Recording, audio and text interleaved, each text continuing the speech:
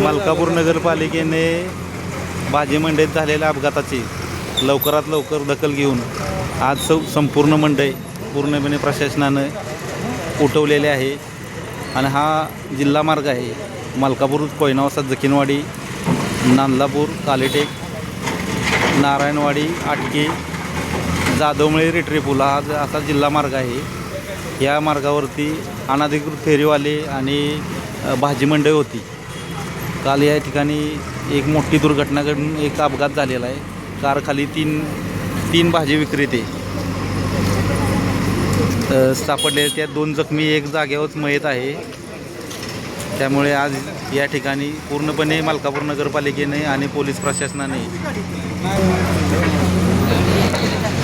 भाजी मंडई उठवलेले आहे आणि रस्त्या पूर्णपणे मोकळा करण्यात आले. आता या ठिकाणी पंचनाम्याचं काम चालू आहे. प्रशासनाच्या वतीने पोलीस डिपार्टमेंटच्या वतीने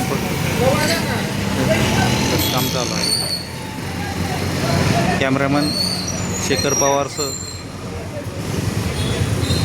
news reporter Chandrakant Pawar, Shivrashtra news Maharashtra.